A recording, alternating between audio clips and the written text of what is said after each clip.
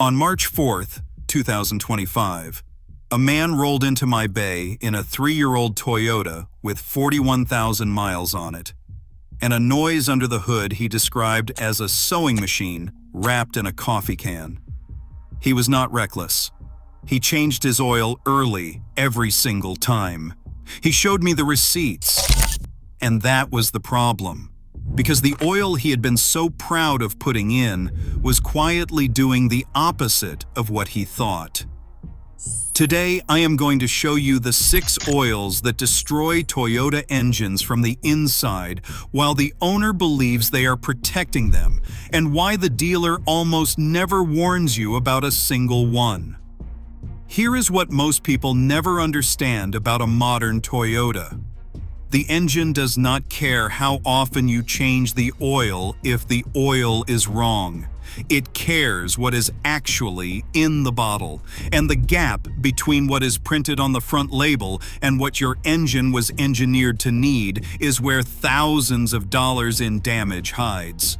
That man with the sewing machine noise had clean oil, fresh oil, wrong oil. And by the time it made a sound, the timing chain had already started to stretch. I have been turning wrenches for over 2 decades, and I will tell you the uncomfortable truth right now. The oil aisle is one of the most quietly dangerous places a Toyota owner will ever stand. Not because the products are all bad, but because almost none of them are labeled in a way that tells you whether they belong in your engine.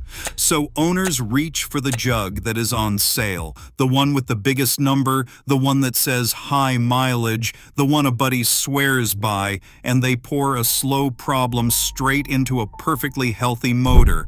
Let me walk you through the 6. The first oil you should never put in your Toyota is counterfeit oil, and you have probably never even considered that it exists. This is the one that should genuinely scare you because it is invisible. The fake oil trade is enormous. Industry estimates put counterfeit lubricants at roughly 1/10 of what is sold worldwide. These are not cartoon villains. They are sophisticated operations that buy real, empty brand name jugs or print labels so close to perfect you would need them side by side to tell. Inside, recycled waste oil, industrial fluid. Sometimes oil that has been cut with whatever was cheap that week. The packaging passes. The chemistry does not. There are no real detergents, no proper anti-wear additives, and the protective film breaks down long before your next change. The damage shows up halfway through the interval as bearing noise, sludge, and accelerated wear, exactly when you would never connect it back to the oil. And here is the trap. It almost always shows up at a price that feels like a win. A random third-party marketplace seller, a roadside discount, a deal that is 20% under everyone else. If the price is too good and the seller is not authorized, you are not saving money. You are gambling with the most important fluid in the car. The second oil you should never use is Obsolete oil, last decade's formula sitting on this decade's shelf. Motor oil has a service rating, a code that tells you which generation of engine it was designed to protect. The current standard is APISP paired with the ILSA CGF6A rating. Those were not cosmetic updates.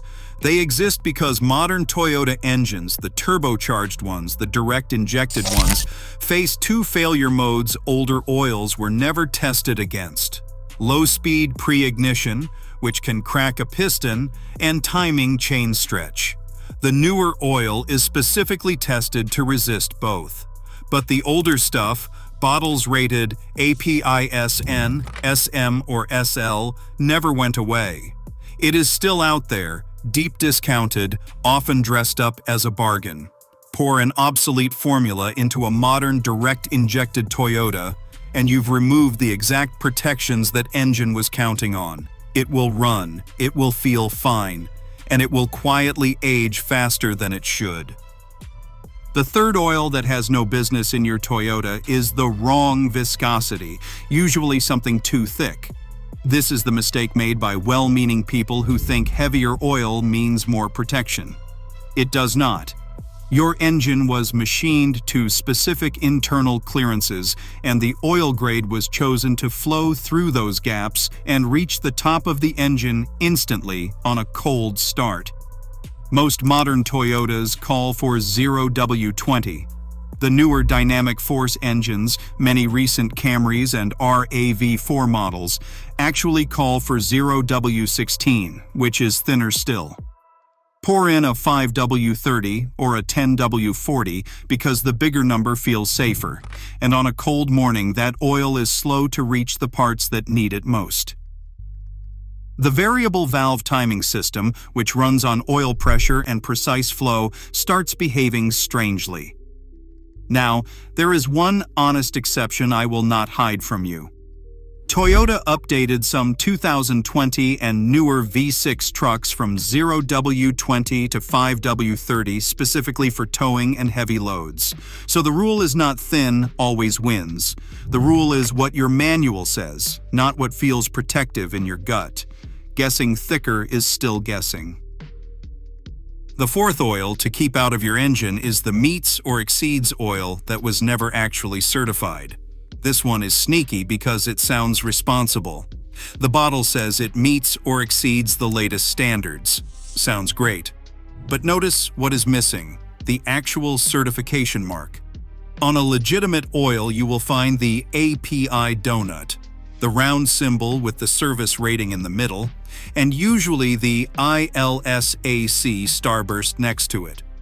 Those marks mean the oil was independently licensed and tested against that battery of engine protection tests. Meets or exceeds is a claim. The donut is a receipt. A genuine product carries the receipt. A product that only makes the claim is asking you to take its word for it, and the cheapest way to look like a real oil without being one is to print the words and skip the testing. If the marks are not there, the oil is not proven. Simple as that. The fifth oil you should never run in a modern Toyota is bottom-shelf conventional oil in an engine that was built for synthetic. Turbocharged and direct-injected engines run hotter and meaner than the engines this stuff was formulated for. The turbo bearing alone sees temperatures that cook cheap base oil into varnish. A minimal additive conventional oil simply doesn't have the detergent strength to keep a direct injection engine clean or the thermal stability to survive a turbo. It will lubricate technically, but it breaks down early, it leaves deposits, and on a stop-start city commute, short trips that never fully warm up, it turns into the exact sludge that chokes the small oil passages feeding your timing system. Saving $8 a jug to slowly carbon up a $4,000 repair is the worst trade in car ownership. And the sixth oil you should never pour in is the heavy fix-it oil people dump in to mask a problem. You know the move. The engine starts using a little oil or develops a tick, so the owner reaches for the thickest high-mileage jug or some exotic racing oil, hoping the heavier fluid will quiet things down. Sometimes it does, for a few weeks, but you have not fixed anything. You have thrown the wrong viscosity and often the wrong additive chemistry into an engine that was begging you to investigate the real cause. Racing oils in particular are built for a different world, short, brutal, controlled, not a daily driver doing school runs and highway cruises. The thick oil masks the symptom while the actual problem keeps growing underneath it. That is not maintenance, that is a coat of paint over a crack. So why doesn't anyone tell you this? Here's the part the industry would rather you didn't sit with too long. The oil aisle and the quick lube bay are built around volume and price, not around your specific engine. Nobody at the counter is paid to ask which Toyota you drive and pull up your exact viscosity. The dealer will happily sell you the upgrade, but rarely explains that the correct certified oil from a reputable shelf does the same job for less. And the shop that uses bulk oil out of a drum? You are trusting that the drum was filled with what the label says, and that trust is exactly where the cheapest product quietly enters the system. None of this requires anyone to be a villain. It just requires everyone to be a little too busy to explain the one thing that actually matters. And that one thing is almost insultingly simple. Forget the brand wars. Forget the marketing. 2 checks protect you from every single oil on this list. First, the certification. Look for the API donut and confirm it reads SP with the ILSAC starburst beside it. Second, the viscosity. Match your owner's manual exactly, 0W16, 0W20, or whatever Toyota specified for your engine, not the number that feels tougher. If those 2 boxes are checked and you bought it from a seller you can actually trust, you have already beaten counterfeit oil, obsolete oil, wrong grade oil, uncertified oil, and bottom shelf oil all at once. 5 of the 6 handled in 15 seconds of reading a label. Think of it like blood for the engine. You would not accept a transfusion because the bag was on sale or because the number on it was bigger. You would want the right type certified from a source you trust. Your Toyota's engine is no different. It does not reward the most expensive oil or the thickest oil. It rewards the right oil every single time for 200,000 miles and beyond. The man with the sewing machine noise, his engine survived, barely, because we caught the chain stretch before it jumped. He had been buying a thick, uncertified bargain oil online because the reviews looked good and the price looked better. He was not lazy. He was careful about the wrong thing. And that is the quiet tragedy of the oil aisle. The people who get hurt most are usually the ones who thought they were doing everything right. So before your next oil change, before you grab the jug that's on sale, before you let a shop pour something from a drum you cannot see, flip the bottle, find the donut, match the grade. The cheapest insurance policy your Toyota will ever have is printed in a little circle most owners never bother to read.